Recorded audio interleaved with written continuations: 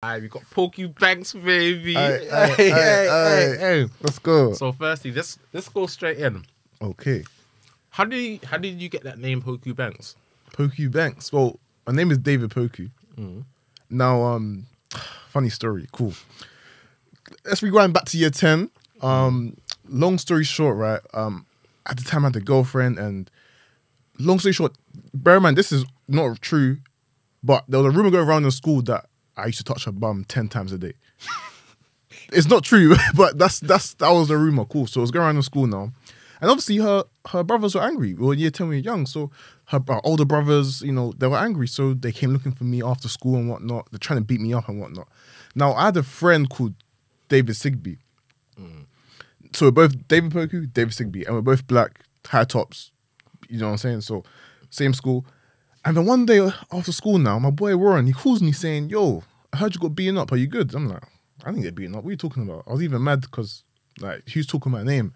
But then I then found out that my friend David Sigby got beaten up. Oh. So the brothers thought, same name, and he's black. Oh, it has to be him. So they beat him up in place of me. I should have been beaten up. So from that day onwards, everyone in school said, you know what? We're going to call you Poku, well, which is me, and then call him Sigby. So that's where people start calling me Poku instead of David. And then the Banks, fast forward 2 more years, I got tired of the Poku name. Everyone had street names. Everyone was S1. Everyone had something too wavy or something too up. But, for me, it was more like, I like Banks. I was stealing money. I was, loaning money. I was loaning money to people. I was like the hood bank. So I thought of Banks, but then I thought, nah, I don't like Banks. Let me go with Forbes. But then my boy G checked me. He said, nah, how can you call yourself Forbes if you're not on the Forbes list? So I was like, you're right, my bad. So I dropped that name, but then I thought, you know what? How about I just mix them both? Poku is banking, Poku Banks. So the Banks is actually a verb. It's not even a surname. Like people think, oh yeah, I'm trying to pretend my surname is Banks. No, Poku is banking, Poku Banks. So that's where it all came from, the name Poku Banks. That makes sense. That makes sense. So tell me, how was it growing up for you? Like, what area are you from and shit? Yeah. So I was born in Croydon. Oh shit. Okay. Thank God that my parents moved me out pretty early, because if I grew up there and stayed there, I don't know if I'll probably be the same man, but I would have went through a lot more. So they moved me out to Kent, and then I grew up there, and I'm from Ghana, ethnicity wise. And yeah. Oh shit! So you grew up in Kent? Yeah. Oh shit! I don't know. I thought you were like from Northwest. I don't even know. Northwest, nah. So yeah, but I'm back and forth between Southeast and whatnot. I was always back and forth. So how is it growing up in Kent? Because obviously I hear a lot of black people nowadays, let's say it's a bit racist over there in certain places. Okay. So was that, in your experience, was that the case or not really? I feel like in places outside of London, whereas black people, they all tend to like huddle up together because that's all we got. Whereas in London, there's so many black people, you can afford to beef another black person. Like it's calm, like it's calm. Like there's black people everywhere. But outside of London, Milton Keynes, Essex, London, what I've tend to have noticed that everyone likes to stick together is like unity. Obviously, problems can arise, but yeah, no, and racism, I didn't really face any of that. But if there were any, it's the same as what you would get anywhere in London. Yeah, so no fairs. So what made you start doing the TikToks? Because the first time I ever see you on TikTok was probably that COVID times. COVID, yeah. So what made you start the TikToks? Yeah. So with TikToks, so to be fair, I've been helping people with their finances, my friends in person, on my Snapchat. I've been doing that before, like 2019. But I've been decided, I want to make an Instagram page called Self Elevation. You can even check it out now. It's still there, but I don't post on it. But it's like a normal theme page, like a normal financial theme page where you see them Instagram pages where they just post pictures and carousels of finance news and whatnot. And that's what I was doing. I got to around 300 followers in like a few months. I wasn't proud of it. And I had A-levels to focus on. So I thought, let me stop this page. Let me focus on my A-levels. Then I got into uni. I'm starting to know myself more. I'm starting to, trying to mold myself into who I want to be. And then, I'm thinking, you know what? I want to do this finance thing again. But let me jump on it from a different angle. So it's the same concept, but let me show my face. Let me do it with videos. And I'm also hearing from Gary Vee. He's saying TikTok is popping. It's about to be the next big thing. And this is end of 2019. And then my boy as well, he also jumped on TikTok, but Demi, he jumped on TikTok in September 2019. So when I first got into University of Nottingham. And then by December 2019, he got to like 9K followers. I was like, rah. say no more. You know what? I'm gonna jump on this. So during the first 2020, that's when I jumped on TikTok. I made my first TikTok. It took me like an hour to make a 30-second video. So everybody starts from somewhere, and then yeah, that's where it started. And from there, it was go time, man. So like, how did you feel like when you started becoming like the face of TikTok at a point? Because I used to see your face everywhere, like every post, Poku Banks, baby. You know what I mean? So like, how did that feel getting a lot of eyes on you at the time? You know what? Again, so the timing, I started 2020 January. COVID came 2020 March. So I was positioned very well. When COVID came, I was already popping on TikTok. So it was a thing where that just catapulted me even further, and everyone's just locked on their devices in their houses, so they're kind of forced to watch me. Now that's when I say, yeah, COVID peak, like in terms of viewership, and yeah, it was crazy. Like literally anything I post, gold dust. How did it feel though? I didn't realize how big I was until like later on, because remember I'm locked inside COVID. I'm just seeing numbers on the screen go up. I'm just seeing 10K, 20K, 30K, 100K. But then my boy helped me visualize it. Imagine going to Wembley Stadium, the capacity is 80K, but that field is still mad. Now you have more followers than everybody in the stadium, so that's what made me kind of visualize it, and also just being out in the streets and getting that fan love in person. So, but the craziest, the first interaction I actually had in terms of fan love, it was actually February 2020, so it was still early on, just before COVID is coming about. I go on holiday to Ghana, and on the flight, someone says, "Oh yeah, are you that economics guy on TikTok?" I was like, "Okay, cool, yeah." Clearly he's clocked me. And then, funnily enough, I saw that same guy randomly again on holiday at like a tourist site, like we're visiting like a slave castle. So yeah, that's when I knew, yeah, I'm big. So Poku, so in terms of what do you do for money? Like, how do you make your money? Yeah. So cool. There's multiple ways, to make money, and the more ways that I do make money, because again, I always say that one source of income, you're too close to zero.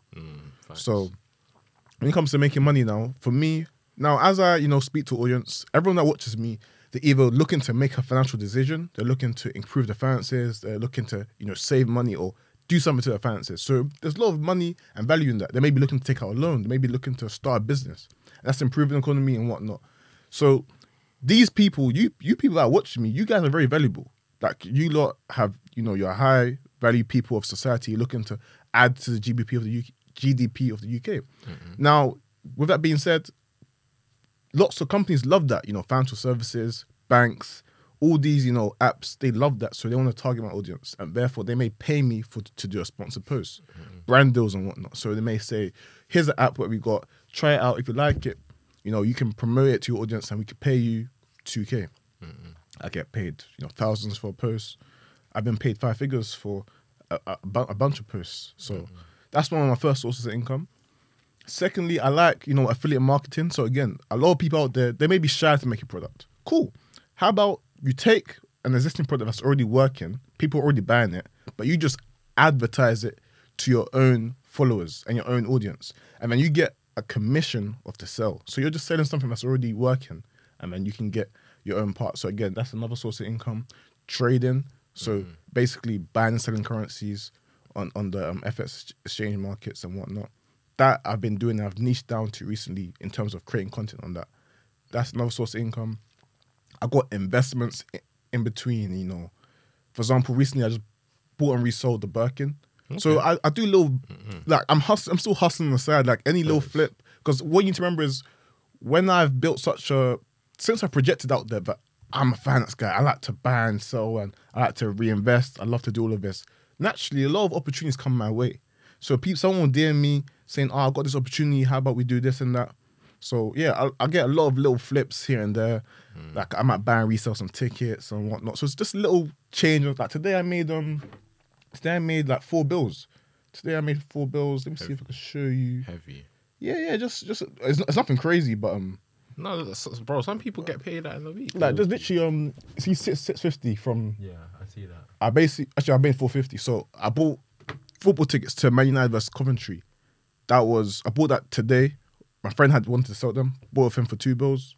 Sold it for 650 and made 450. Boom, just something like. So yeah, I have a lot of little side hustles there. So and whatnot. And then and they're my sources of income and investments, so like crypto, but those are more long term and whatnot. Yeah, No, definitely. crypto, stocks, ETFs. Yeah, No, definitely. No, I love that. I love that. Because on top of that, firstly, how do you discern what products you want to promote to your audience? That's the first question I got. yeah. Okay, cool. So with that, it first goes on to what I use. So for example, how I check my credit score, for example, I use Experian, and luckily, thank God, they've come in contact with me and want to work with me, and they want to push the products to the audience. So again, I'll happily promote them. I wouldn't mind. But then the ones that you don't know about, I'll try it out. If it makes sense, I'll take the bag. Go ahead and do it. Whatnot. If it doesn't make sense, I've turned down 4K. There's a trading platform, and they had so many problems. I couldn't even sign up to a platform. Like, there was so many bugs. I couldn't even sign up. So I just had to say, yo, I can't lie. You don't have more problems to sort. Like, don't think about paying me. Sort your stuff out. And, so yeah. So I've turned down lots of things as well. Things that don't make sense. Lots of pumps and dumps. Lots of crypto, like, related Dangerous stuff. territory stuff. Yeah. So but bear coins, like people call me saying, I'll give you £1,000 right now. Just say buy this coin. I look at the coin. Like, someone owns 30% of the total supply. So they can dump on anybody that, they can sell the coins on anyone that enters in, and then they'll lose money. So, yeah, no, in terms of, I understand that what I'm promoting, it comes with big responsibility. And one thing my friends have actually gotten to me, and boys have gotten to me, is that I don't realize how bait and how much power I have, when it comes to posting. So, yeah, it matters. So I can't just be promoting anything. It needs to make sense. It needs to work. And yeah, so yeah. No, definitely. Obviously, you mentioned that you go university. I graduated. You graduated. Yeah. Well done. Yeah. Do you feel what do you do in university actually? Finance, accounting, and management. Okay, no, respect that. Yeah. Because what I wanted to ask is, do you feel like traditional education is overrated? Yeah. What makes you say that as someone who's graduated? Yeah, so I've been and done that. Yeah, so I can actually speak on this. Yeah, traditional education is very overrated. Again, okay, cool. Let's just get some people out of the way. If you want to be a doctor, if you want to do like engineering mechanics, if you wanna so STEM, so anything science, technology, engineering, and mathematics or mechanics. If you want to do those subjects, cool. Go to university, that's fine. I'm not even talking to you lot. You lot can skip past this. But anything else, even accounting, you could do an apprenticeship. You can literally work for, PwC or any of these, one of the big fours, work, learn, and then by the time you're 21, by the time your age mate who went to uni and did accounting, you'll be far ahead. You have the experience. They want to hire you first. Don't hire the person that went to do the apprenticeship, not the person that did 3 years at uni. You got to do more exams after those 3 years. If you go to uni and do fine arts or property or just all these stuff you can just do in the real world, you can pay mentors. Self-education is better. When I say self-education, I'm talking about YouTube, books, courses, podcasts, mentorship. I think that is better for most subjects in today's day and age. Traditional education, again, first of all, the curriculum, it takes too long to update. It's not quick with times. Someone, let's say, okay, so there's probably plenty of courses on how to, edit videos with AI. There's none of that in the video editing uni degree. It doesn't update with time. You can go on YouTube and find that out within minutes of ChatGPT launching as a product to the masses. So, yeah, traditional university is outdated. For most things, you don't need it. And yeah, 27K. Look, if you had 9K, just 9K, 5K to spend on education, books, mentorships, courses, you will make far more, and you'll spend it in what you believe will make you successful. It's not going to the university. And not only that, I can't lie, I went uni in 2019, so COVID came in 2020. It was all online, and that's when you really got to see okay, cool. Uni's online now. What is this really made out of? Like, what can you really teach me away from home?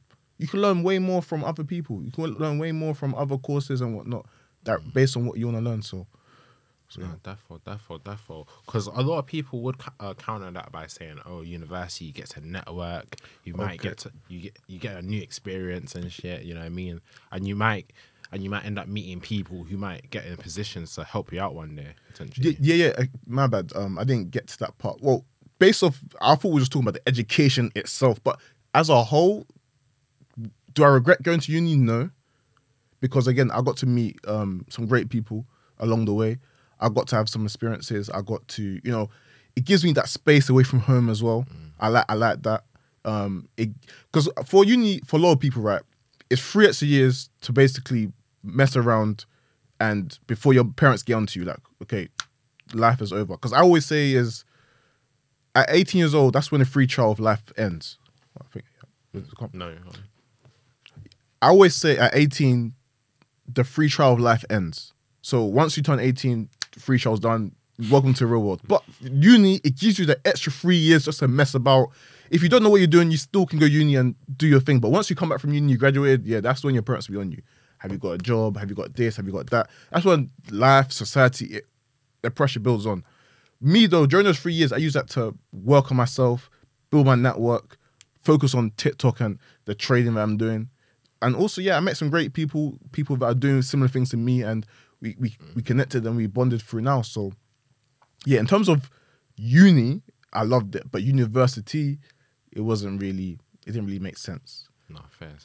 No, I can respect that. And I'll say I agree to an extent as well. I personally feel that with university, unless you're going to like the best, they're talking like your Oxfords or whatnot, to do any subject, then fair enough, innit? Yeah, cool. But then if you're doing like fine arts or some shit in, I don't know, Kent Uni or fucking Bournemouth, don't make no sense. Yeah, it don't. Yeah. Obviously, Oxford, Cambridge, the network there, like what you're paying for the tuition fee, the network there will return in tenfold. So you should be calm. But I think it's based on a case by case example. So, have you ever worked like in corporate by any chance? Thank God no. Thank God no. And I say that in the sense where, so my working history, I worked at a theme park after year 11, and I was working for £4.5p minimum wage at the time.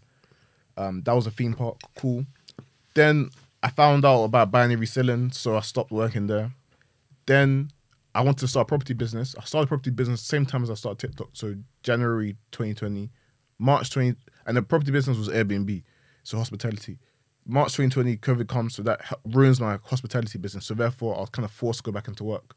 I then worked at Amazon for 2 weeks. I didn't like it, so I switched to Tesco delivery driving, which I've documented on my TikTok as well. So I was a Tesco delivery driver, and then by the end of that summer, you know when there was Eat Out to Help Out? Yeah.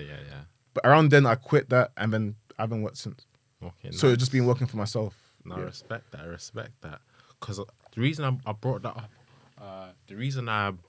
is because I wanted to ask this: do you feel like a lot of Gen Z people are lazy when it comes to 9 to 5s, or do you feel like a lot of people our age group are disillusioned with the 9 to 5? Disillusioned. Okay, lazy, yes. Okay. I think a lot of people are lazy. A lot of people are lazy because, again, at the end of the day, though, even with entrepreneurship, you want to find out how to do things as lazily as possible. So then it's a simpler and it's a streamlined process. So if that means hiring people or whatnot. But with the 9 to 5 situation, I feel like people are just getting thrown jobs with job titles that mean nothing in the big scheme of things. They can be replaced eventually by AI. They are simply just doing things that aren't really worth the value or nothing to do with their degree. Now disillusion. Can you go into more? What do you mean by are people disillusioned with their 9 to 5? By disillusioned, I think like they don't really care for what they're doing. Okay, yeah. I mean, a lot of people do things just for the money. Not everyone loves what they do, but do they care about what they're doing, and do they care about the company at hand? I feel like some do, but at the end of the day, it is just a paycheck. It's just an intermediary. It's a means to an end. A lot of people don't want to stay in their jobs. A lot of people are kind of forced in these situations, and they're just doing it just to get their bread. And then they have bigger plans at home. Because the problem with working 9 to 5 is that during your 9 to 5 time, in the office especially, you have to be thinking about the job at hand. You've got to be thinking about how you're going to make your boss rich. Whereas when I was working at Tesco, that's not too intensive. It's just labor intensive. I'm not really using my brain too much. So therefore, I can spend the time thinking, listen to podcasts or think about how I'm going to get rich. But in a corporate job where you're more using your brain, that's like it takes up a lot of your mental capacity. So with that, yeah, you kind of stuck in a race, especially if you didn't plan anything during uni. So you've left uni, you didn't plan anything, you didn't plan any business for yourself, which is a shame. Because again, I've been preaching this, so it's just one of those ones where, hey, I told you so. But now you're forced into a job, and now you leave your job at 5, you get home at 6, and then 6 to 9 or maybe 6 to 10, depends when you go to sleep. You can either go gym, cook food, speak to your family, watch Netflix, or work on your business and get yourself out of this situation. Now, most people will pick the first four. Like, you want to chill, play games, speak to your family, eat food. I mean, I hear it. I don't blame you. I do the same. Like after a long day of trading from like 6 to 10, I want to chill. It's not. I don't work 24/7, but it's just harder now because if you worked a little bit earlier, when I was saying, yeah, during your uni time, 6 on time, if you was mashing work, then yeah, you could be out of this situation and not have to worry about this 9 to 5 you're working for. And why do you think that Gen Z are lazy? What makes you say that? We've gotten things easier. Everything has been like handed to us on the plate. At the age of, Gen Z, me, I wasn't handed an iPad at 4 years old, but nowadays kids are handed a device that has access to billions and billions of pages. Kids, the brains aren't developed yet they got a device that can access anything given at a second based on your Wi-Fi speed. So it's like everything's just given to you quickly. And not only that, TikTok, like, you can find out the gems. You can get rich just off watching TikToks. Like if you watch the right videos that motivates you, if you watch my videos, if you watch somebody else's videos that teaches you the step-by-step plan, you can get rich just off that. Do you think it's easy to get rich? No, I don't think it's easy to get rich. But you can nowadays, a lot of things that I've noticed is more nowadays everybody knows everything, if you get what I'm saying. Like, everybody knows a little bit about everything, thanks to TikTok and these short form platforms. Because again, I can learn a little bit about, I don't know, a sport I never really cared about, just thanks to TikTok, because it will show me a brief. I don't need to watch a 9-minute game. I can watch a quick highlight and understand, oh, okay, that's how that works. Cool, nice. Or if somebody's watching my videos, they may not have to go through all of my videos, but they can understand a little bit about finance within an hour. Whereas me, back in the day, I had to watch people speak about finance for like 40 minutes just to get to one point. Whereas I'm breaking it down into 40 seconds. So it's like everybody can understand everything within a short amount of time now. So people want things quickly. So yeah, are they lazy for not going through the long route to get to where they want to? Or is it they've grown up with an easier way to get things, so therefore they're looking for that easy way out? It's a mix of both. But hard work is needed. But mix it with the smart work. So don't just, dedicate all your hours to doing something. Dedicate your hours, understand it fully, and then you can then maybe hire somebody or get somebody in that can take off that pressure of you, and you can pay them to do the work for you, and then you can work on other ways of scaling or improving what you're doing. Because the reason I asked that is because whenever I'm on Twitter and people be talking about, okay, I can't get a house, I can't get this, cost of living, you hear a lot of people in the older generation say that, oh, we're entitled, we're lazier. So that's why I brought up that question. Yeah, no. The older generation, they had it way different. I don't even know what they're chatting about. I don't know what they're chatting about. Yeah, we're entitled. Obviously, our generation is different. What I would say, though, for those looking to save up for a house or reach their goals, cool. What I will say is you can either do two things, yeah? You can attack or defend. Now, defending is, you want to save money. You don't want to do too much. You want to just change your lifestyle a bit so you can save more money. So that may mean not going out as much, cooking food at home, getting the bus, changing up how you're living, maybe moving back in with your parents and whatnot. And people are going very extreme where essentially they want to basically act like they're homeless. I'm not here to teach you to be homeless or act like you're homeless. There's other ways you can save and get that money by attacking. And attacking is making more money. So if it's just getting a side hustle, selling extra things at home that you don't need, looking for another way to make money, looking for a second job, you can either attack or defend. Now, you need to do a mix of both, but I don't think it's wise to just do 100% of either. If you're making hella money, but you're not saving, then you're making and spending, you're still net even, you're still net zero. But if you're making a lot of money and you're doing saving, you'll get to your goals. So yes, it doesn't help that the average wage is like 10% of the average house. That doesn't help at all. So therefore, it naturally is going to be harder. But as with times change, as values of houses increase, to be able to get that house, you got to be better than the next man. You can't just do the average stuff. Like, the average won't cut it anymore. And that's just a shame. Like, some people just need to realize that. You know, you cancelling your Netflix subscription thinking, yeah, I'm going to save a house. You got to do more nowadays. Facts. Times have changed. It was never going to be forever. Oh, yeah, you cancel your Netflix subscription, you save a bit, you work, and then you'll be able to get a house. Times will change. The economy changes. So, yeah, you got to adapt. You got to know that times have changed. So, yeah, you got to work hard. You got to get to the bag. And if you really dedicated to it and you want to save, then save. Do it properly and make more money so then you can save more, because the cost of living, like, there's certain things you just have to pay for. Like, nowadays, I've accepted £5, £10 will leave my account every time I leave my house. I've accepted that.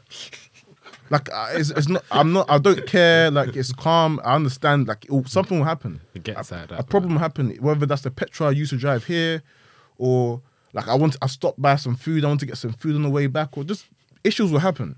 Things will happen. Life costs now. It costs a lot to be alive. So you got. I feel like it's gonna get worse before it gets better as well, man. In my opinion. Oh yeah, for sure. And that's what a lot of people are talking about. Is like moving. The UK is getting bad. People are talking about moving to Thailand and whatnot. No, shout out my boy Ty Valley, man. Yeah, shout out my yeah. boy Ty Valley still. Yeah, Thai Valley. Yeah, no, I'm due to even. I want to go Thailand in November, and hopefully I'll link the man out there. It'll be cool, man. It'll be cool, man. But yeah, no. So yeah, no. With that, yeah, a lot of people are looking to move out because it's just different now. But I think that's just the price you gotta pay. You know, that's the way the UK is moving. So, yeah, it's just one of the ones where you can't just think being average cuts it anymore. You gotta do a little bit above average to get what you really want in this life. No, definitely. Cool. I wanted to touch on this now. Do you feel like, obviously we say that a lot of people leave the UK, and I heard on socials people be saying UK is bad vibes. It's bad vibes. Yeah. Like, do you think that's true? Do you think that's correct? Is UK bad vibes? Yeah. What makes you say that? You can tell based off like comment sections of certain posts, you know, like something great. For example, Central C is a perfect example, you know. Central C, him blowing up has shown a lot of things, but him like doing well in America, like you look at the comments of the post and it's just like, oh yeah, he's an industry plant. His bars are basic. He doesn't live where he raps, but he's made it into America. He's crossed over to the scene successfully. He's blown up in the scene. Dojo went crazy in the American scene, and the UK people have always cattered for Americans to take them in. Now they're taking them in, but it's Central C, who has lighter skin complexion, is now like an issue. They're always finding a way to put down the man when we've always the UK cats for America's attention, and we finally got it, and they're still not happy enough. So, and it's not even that. There's many examples, but if you look at the Shea Bar's comment section, Shea Bar is a different animal. If you look at Shea Bar or UK Gossip's comment section for most posts, especially for like, you know, like it's just like the questions being asked, the posts, the conversations we're having. Not only that, yeah, no. I mean, to be fair, bad vibes. Me personally, good vibes. Me personally, if I wake up in the sun, I'm in a happy mood. Bro, facts. Naturally. Facts. But in the UK, when you wake up, 3/4 of the year, you're waking up to gloom and doom. Rain, grey clouds. So naturally, it makes sense why it's bad vibes. Like, geographically, scientifically, it should be bad vibes based on the way the country is. Like, it's gloom, it's wet on the floor. Like, it's not cold than that. It's cold, it's damp. Like, it doesn't make sense why it's bad vibes, but it is, truly. And anyone disagreeing is living in a rock, and they're living in a different life. They're living in a different world, per se. But yeah, no, not only that, the rise of, you know, robberies and the way the youngers are moving now, like it's all kind of crazy. I won't lie. So yeah, definitely the UK is bad vibes. Like, even with like success and whatnot, like me, you know what? My whole blow up on TikTok is what made me realize UK is bad vibes. How can a young black male is trying to teach about finances and people are hating in the comments? Like, it's crazy. Like, I'm teaching you what school don't. I'm teaching you things that school don't, things that everybody needs. Because again, at the age of 18, we're throwing all these credit cards offers. we're told, oh yeah, you can get a loan here, get a loan here. We need to start looking at saving into our pensions. We need to start looking to save into the house and start investing. I'm teaching all this stuff that school did not teach you.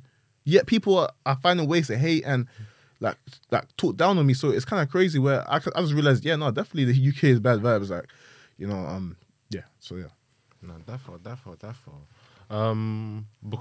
Because obviously I do know. Firstly, how like obviously you do get a lot of hate. Like, how does that like kind of affect you? Does that affect you mentally, or like just break that down for us? Hate, yeah, no, okay. First of all, the hate is not as much as it once was. But yeah, hate, I can't lie, I dealt very well with hate. But my first experience with it, because before TikTok, I was loved by everybody. Like, I had no problems with nobody. Like, what was hate? Like, I never understood what rappers were talking about in their songs. Like, oh, they're hating on me. Like, I always thought, what are you guys talking about? But it was when I jumped on TikTok, when a random person is saying something with no profile, 0 followers, you're following 2-3 people. Like, I'm like, wait, how dare you say such things? Like, you know, like it just makes you think like you definitely couldn't say this in my face. But yeah, with hate, I quickly realized that number one, hate, it fulfills and fuels your journey as a content creator and whatnot. Because again, it all breaks back down to, you know, 18th century stuff. Because again, news articles.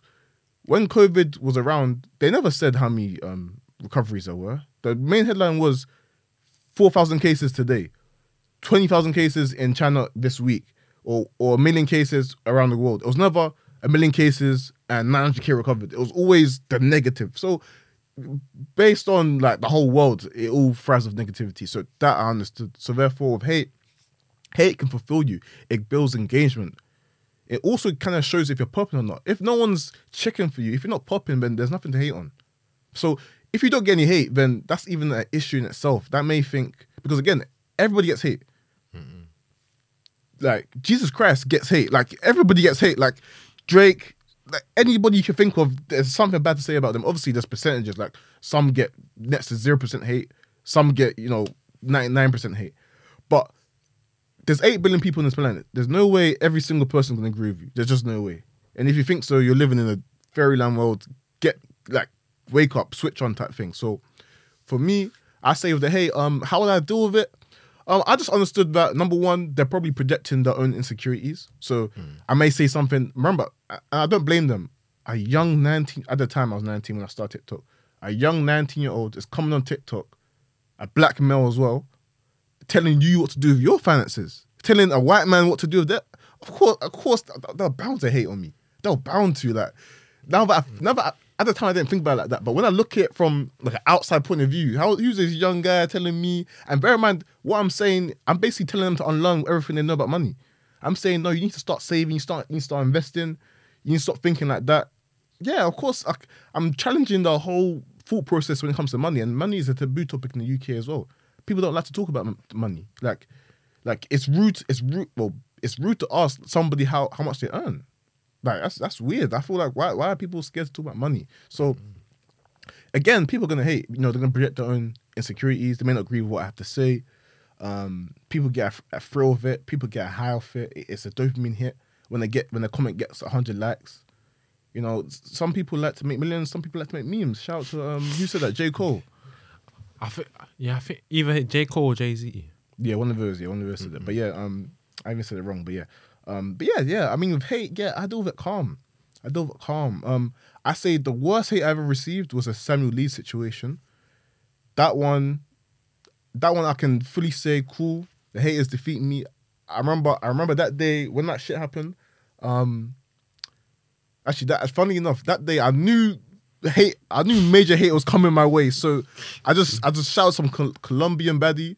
I shouted us like, yo, come leave me at the hotel. We got busy because I knew once I leave this hotel room, I'm gonna receive a crazy amount of hate. So let me just have my little minute of fun, innit? Yeah, let me just block myself outside from the world and do my thing, and then come back to the world and deal with what I gotta deal with. But yeah, with that, I'd say like I remember I didn't post for like a week, and my comments were off for like a week. But other than that, yeah, no hate compares to that, and it kind of blew me up in a way. But yeah, no, I'd say dealing with hate, I feel like being a trader helps me deal with hate because I'm taking losses anyway. I'm used to losing money, you know. Losing money is normal, so it's not even an issue. So therefore, I feel like with hate, it's just like it's not real. It's never been in person. You know, it's always online. Like you could be AI generated for all I know. So I don't even take it too seriously. I never let certain comments get to me too much. Obviously, yeah, you might see a certain thing like raw, like that actually hit me still, but I move on. Like you wouldn't even think like if you're with me in person, you wouldn't even think I get hate. You think I don't think it doesn't really get to me. But and the final thing I want to say about hate is that all the most the most successful people get hate. So it's nice to be a part of that club. Like footballers get hate, presidents get hate. Like if you're getting hate, you're kind of a part of that. You know, people are spectating you. You know, there's only 22 players on the pitch, but there's 40,000 spectators in a football game. Do you know what I'm saying? You want to be those 22 players on the pitch. So yeah. So obviously you mentioned the Samuel Lee situation. So talk me through that whole situation because obviously I watched the whole interview. Wow. Yeah, I watched the whole thing, bro. Mad team. I can't now. You got cooked. I can't. You did get cooked. I did. But you know what? The whole thing was kind of mad because how it all started was I created a video, right, and I clickbaited the video with Samuel Lee's picture, and then he commented saying, "Yeah, oh yeah, why are you clickbaiting me? Why are you putting me up? Why are you talking about me badly? How about we jump on a debate thing? Like let's do a debate." And I was thinking, there's no way the Samuel Lee is coming to my post. Like no way. Again, I'm not really understanding how big I am. Like I've been locked in lockdown. To me, numbers are just going up on the screen. I don't see it as like, oh yeah, I'm this big. I don't have as much power. I didn't even know these guys were even checking for my content. So cool now.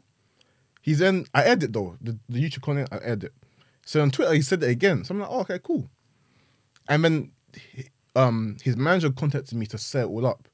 Now, my initial thought process was, okay, I've got a big audience, and this is the next generation, which will probably buy your £10,000 courses. So how about we clear your name in the sense where I'll be a mediator. I'll present forward like all the allegations given to you. So like at the time, people committing suicide, people getting scammed for his courses. There's just a lot of he doesn't make as much as he earns from property. All these allegations. So I thought, you know what? I was telling the manager, yeah, I'll like present the allegations and whatnot, and then he can like argue them off and fight them off on my channel. So that was my main. I never spoke to Samuel Lee directly before the interview. Cool. So now, cool. So therefore, when it comes to preparing for the interview, I'm just thinking of just allegations to bring forward to him so he can, you know, so he can just fight them off. I was never gonna like argue them. Maybe I might say a little thing here and there, but I was more just mediating the situation. Like, this is what the public is saying.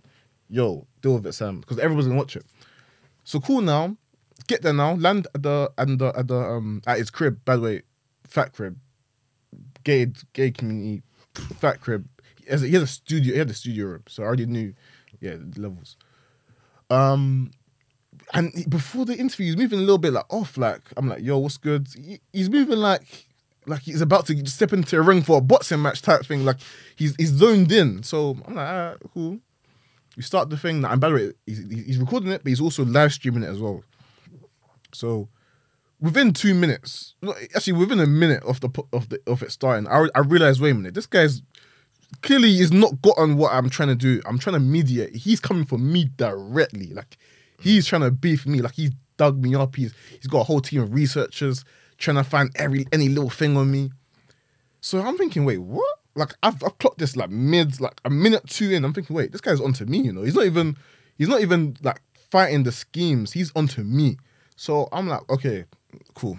Either at this point, I'm thinking in my head, while this is going on, either I go back at this guy with everything I've done. Bear in mind, I've not done much. I wasn't coming there to bear in mind, I'm a 19-year-old. It's like I'm not coming there to debunk a 30-year-old property investor that's probably made millions of selling courses. Like I didn't prepare for that. I was just coming more to mediate the situation. But this guy's coming for me. So I'm thinking, raw, like either I stand my ground now,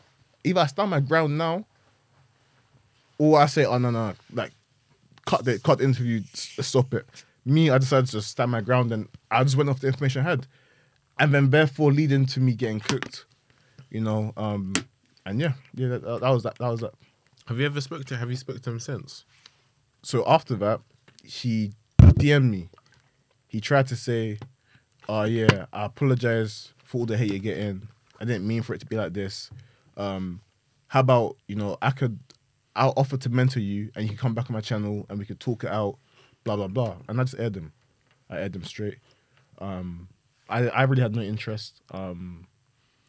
He offered to mentor. Yeah, he offered to mentor me. I just aired it. And then, I spoke on it on Ty Veli's podcast, actually. And he responded to that. And he said, oh, yeah, you like, I'm pretty much saying what I've said to you. And he said, oh, yeah, you handled yourself well, blah, blah, blah. But other than that, no, I haven't spoken to him since. He tried to mentor me. I aired it. I don't want to hear from him. I can't lie. But yeah, other than that, but looking back, though, I watched the interview back like a year ago. And looking back at my 19, I'm 23 now. Looking back at my 19-year-old version of myself, like, I can see why him at his level, he decided to exploit it and just violate. I do get it from his angle. Like, I fully do get. But who I really blame in this whole situation is the manager, because she did not convey correctly what you're on, what I was trying to do. Mm-mm. Like, she made it seem like, they just seemed like it was a me versus him thing, but I was never. But anyways, regardless, I clocked a minute in. This guy's coming for me, so I might as well go for him. Like, I'm here anyway, so let me just go for it. So that's why it looked so unprepared for myself. But what did you think of it? You watching, especially at that time as well, like just. I did, because obviously I watched snippets in the past, but obviously recently I sat down and watched the whole thing. Okay, yeah. Oh, in preparation for the. Yeah. Okay, yeah. So that, I got cooked straight live. No, I really feel like admitting that though. Like, I respect that. Yeah, no, it was humbling though. I think I needed it because I can't lie. Before then, I thought I was on top of the world. I'm not gonna lie.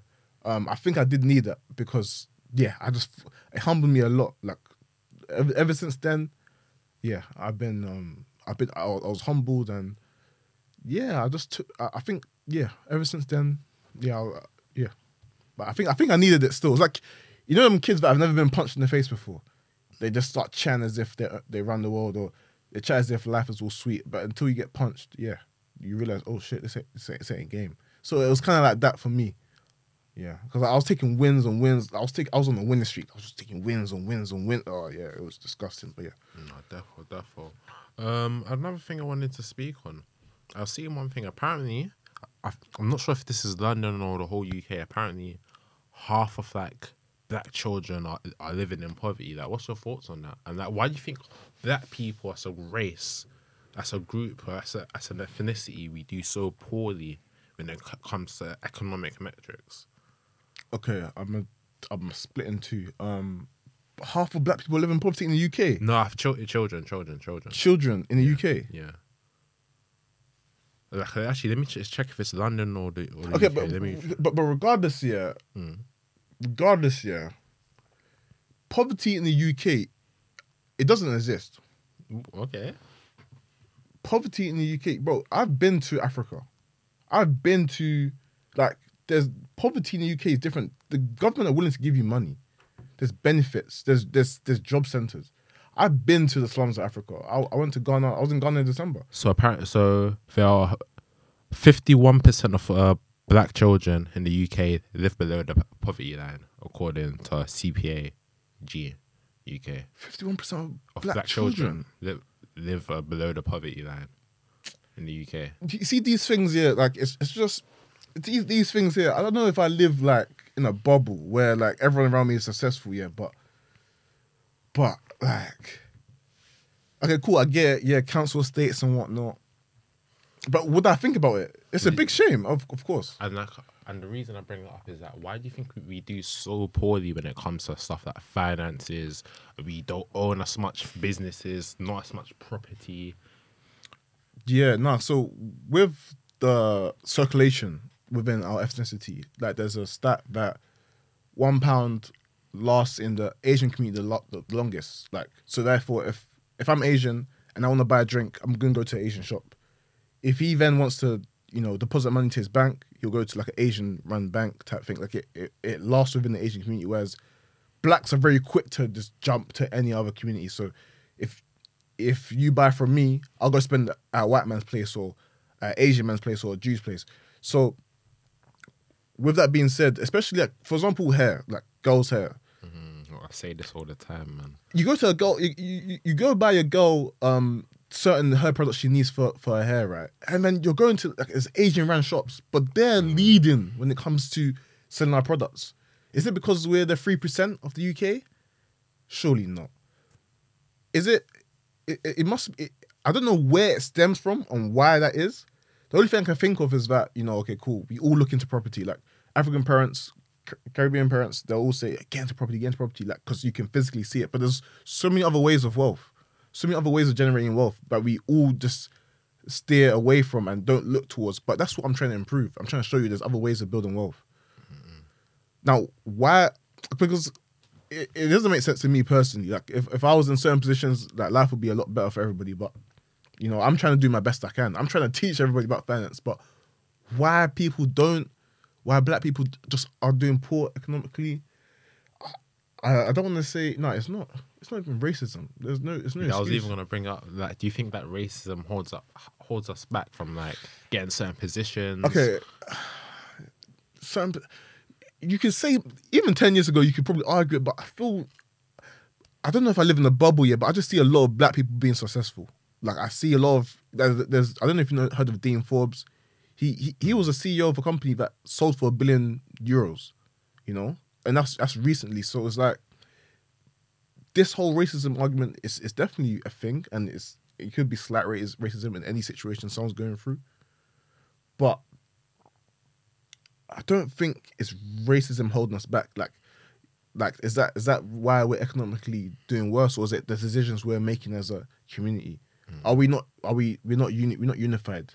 Like the way you know the Jews move, how Asians move, like they move like if they're gonna recommend you to a place, they'll recommend you to another Asian place.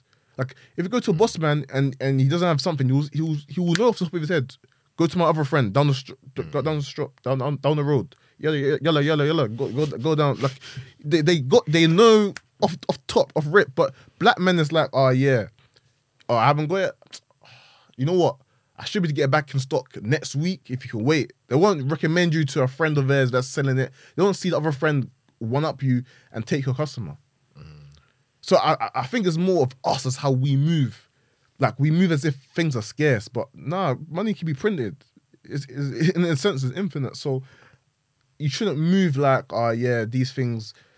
Yeah, so that's what I'd say. I think, but is racism? I think back in the day you could argue that, but nowadays London is too. Like, being racist in London, it won't go well for you. Like, if you're being outright racist, it will not end well for you in London, especially. So I don't know what the reason is. All I can say is it's ourselves, how we move towards each other. No, I hear that, and I can feel that to an extent, because I do feel like I can't even put my finger on it exactly, man. But I feel like we don't prioritize the right things. You know what I mean? And you could say that maybe because we're not in positions that we don't own certain things, but I think it has to start somewhere. That we need. That if one person starts making for example, have you ever been to like Peckham or something? Like, yeah, bro. Or like areas where there's a big black population, but none of the shops are owned by black people. It don't make sense to me. Yeah, like, surely someone who's been in that area for so long can make a shop, and his community will come in and buy from that shop. But that's the thing. Like, you grow up in Peckham, you make it out of the hood. Maybe you're a rapper, or you know, you stayed away from the streets and you just do your thing and move out. But then, like, it's like, why go back and help? Because, like, they hate you anyway. They hate you for making it out. Because why you? Why not them? You know? So it's like, gigs, for example. This guy probably only steps in Peckham for video shoots. I doubt, he probably has his long-time friends there, whatnot, but he's well moved out. He's in Kent or something. He's well moved out in the sticks. He's in America chilling with Diddy. No, Diddy. But yeah, no, like, why go back? Why go back and try to help the area? Because there's gonna be more problems. I forgot what restaurant owners told me this, yeah. But they said when you serve black people, there's more problems. There's potential for more profit, but there's more problems. Perfect example is Hyatt. Yes, you're basically making the next nightclub for, you know, the Gen Z generation and those 21 and above and whatnot. But there's too many problems that comes with dealing with black people. There's too many problems, like, like gun licenses getting taken away and all sorts. Yes, there's a potential for profit, but yeah, when you serve them, especially in the hospitality business, that Airbnbs, bare parties getting ran. When you serve black people, you make less money. That's why when you serve just simply white people and Asians, whatnot, there's more money to be made. I broke bread with many Asians, not one. I don't know any Asian that has done me wrong properly, but I could name plenty of black people who done me wrong. Like, so it's just weird. Like, even with music, like, look at Stormzy's his audience. Look at his crowd is white. That's what the money is. So like, I feel like people go out and just serve and go solve problems of people that really have money to pay. So it's just like yeah, cool. You're from Peckham. You made it out. Should you go back and create something? Yeah, you should. You should definitely for the people. But eventually, you want to get away from it. Nah, I hear it, man. It's unfortunate, man. It's unfortunate. Definitely. But cool. With trading, like, how long you been trading for? I've known about trading for like 8 years. I've known about it. I actually started trading probably like 4 years ago. I've been losing for like 3 years. I've started to become successful and profitable this year. Well, not this year, but the last year.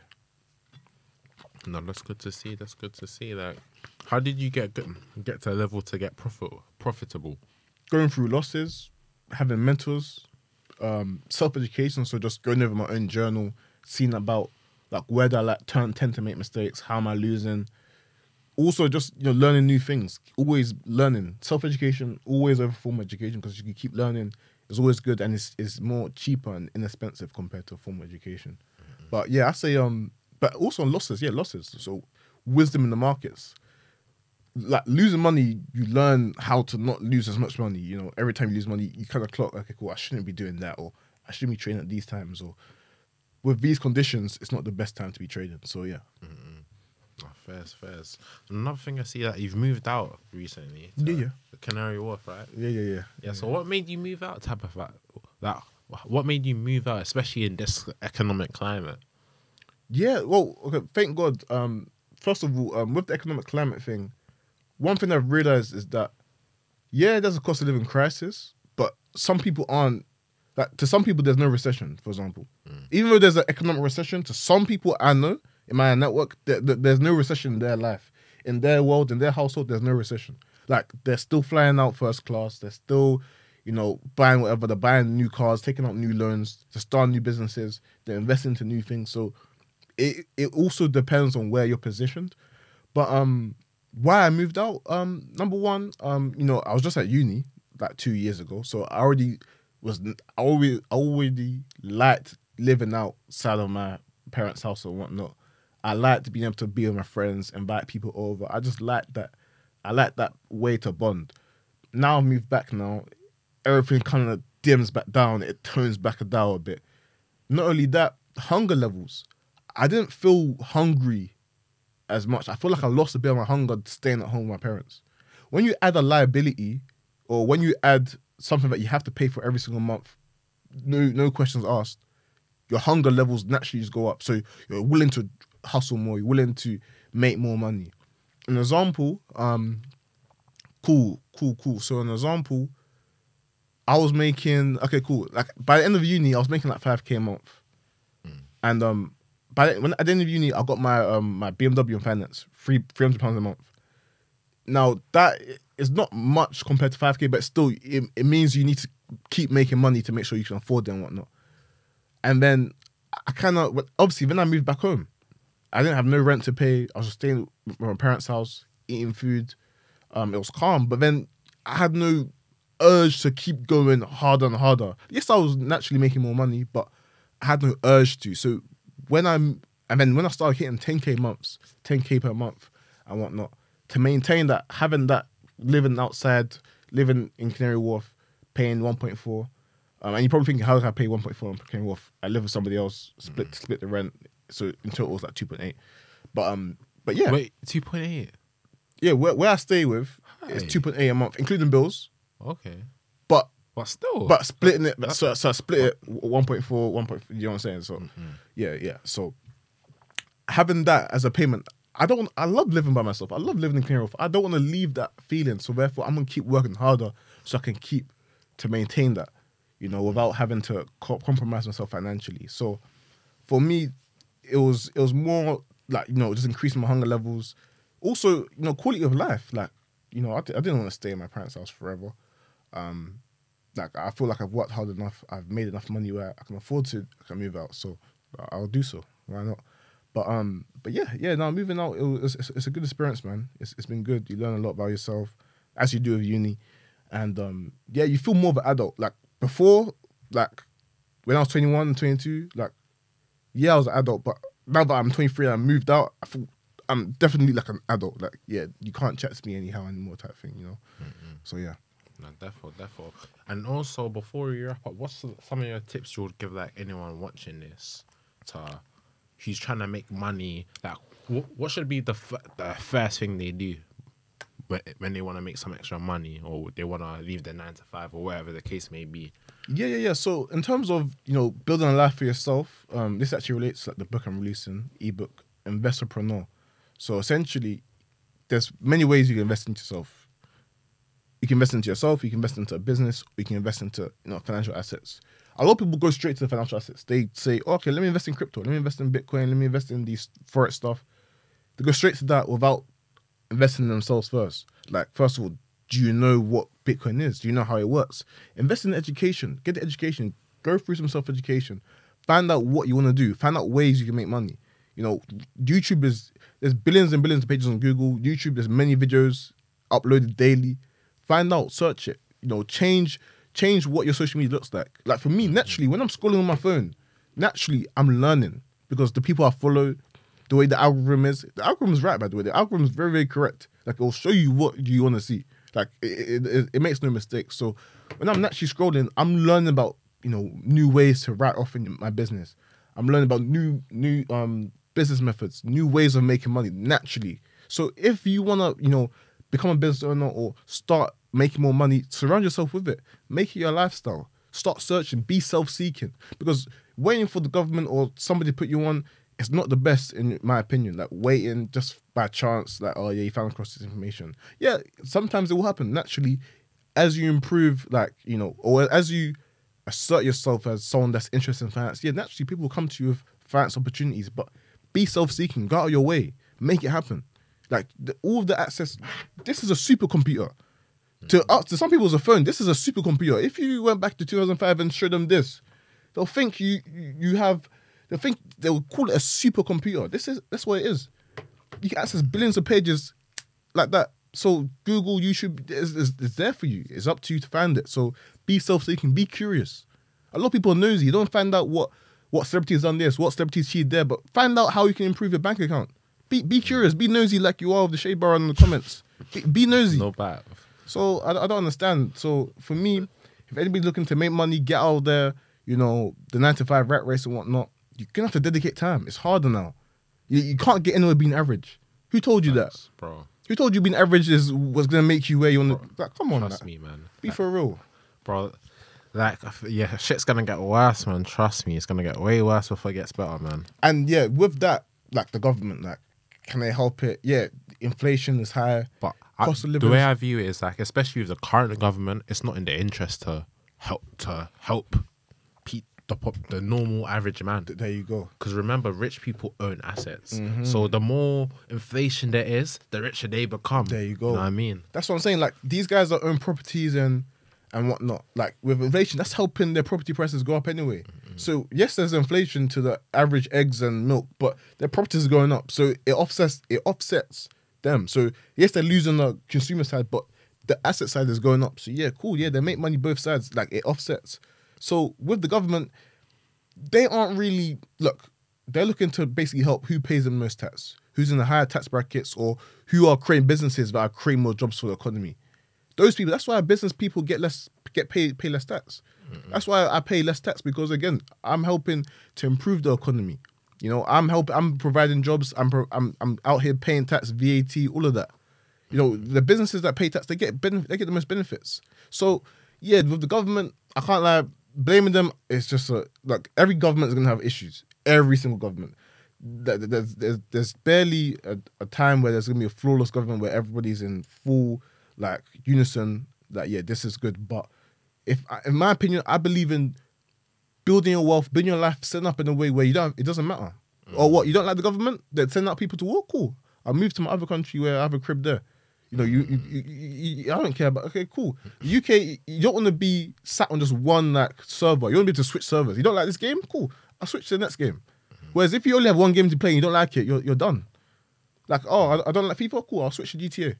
But that's simple. I don't like the UK? Cool, I'll go back to Ghana. I'll go to Dubai. It's simple, I'll move there.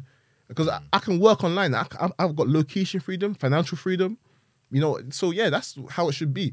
If you don't like the Tory government, do something about it then. And you're not going to do anything. You're not going to protest. You're not going to start a party. You're not going to tell people to vote for the other party. You don't know how the politics system works. It's not as simple as that. They got to win seats in the parliament. So it's not that simple. So if there's an issue, like just be on multiple playing fields. Be able to just switch. Like, cool, you got dual citizenship. Cool. It's calm. I don't like the UK. I'll go back to Ghana. I'll chill there. I can make money from there. It's not an issue. It's sunny there as well. It's calm. So it's, for me, like trying to like blame government, like they got their own problems. They're dealing with Rishi Sunak. Have you seen his PR is terrible, by the way. Like for example, I seen a video of him. He was in like you know when times when they're helping people that give out like food to homeless. Yeah. And he was speaking to a guy and he said something so like you just tell he's just in a different world. Like he said something like, oh, what do you do? And then the guy says, oh yeah, I'm homeless. So it's just like these guys are in different playing fields. They're disillusioned that they don't experience. They can't even they don't even know what people are going through in the streets. So I don't know why you would go to them for think that they'll change your life. You know, the rules they're implementing, it's going to impact the benefit the wealthy, those that are investing deeply into this country, those that have multiple properties. You guys need to remember that government's not here to help you, man. It's not at all. Like with the government, like just be on multiple playing fields, man. For real. Like Rishi Sunak, these guys are.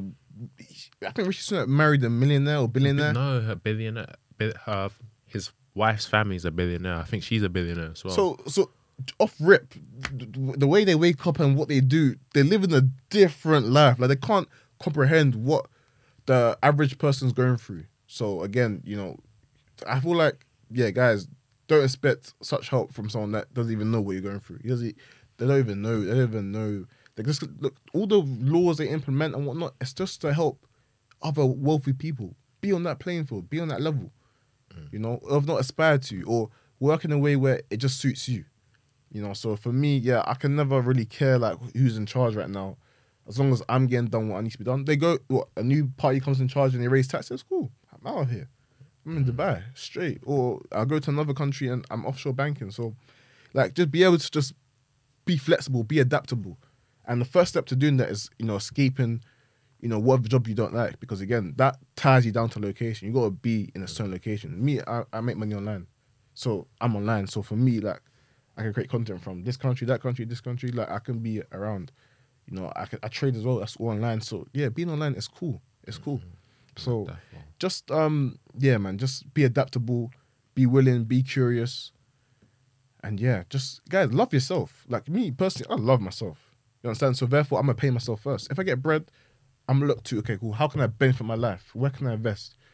Should I put money here? Should I put money there? But other people, they get paid, and then they want to go pay, okay, cool, they want to go pay Mercedes first. Then they want to go pay Domino's. Then they're going to go pay Hakkasan. They're going to pay all these other companies first. And then with the remaining bit, let's say there's 2 bills left. Okay, cool. I'm gonna save that for next month or for the next 2 months. How you don't even love yourself. You don't like yourself. I love myself. I'm saving 5 bills straight first, like a bag first. Like that's going towards me and my development and improving myself and whatnot. That's going first, and then everybody else gets second dips. So for me, I say just love yourself and take yourself seriously. Definitely, man. But my boy Poku, man, I appreciate you for coming down, man. Definitely, I appreciate it. Man. It's good, man. Cool. Good questions. Like I like it, man.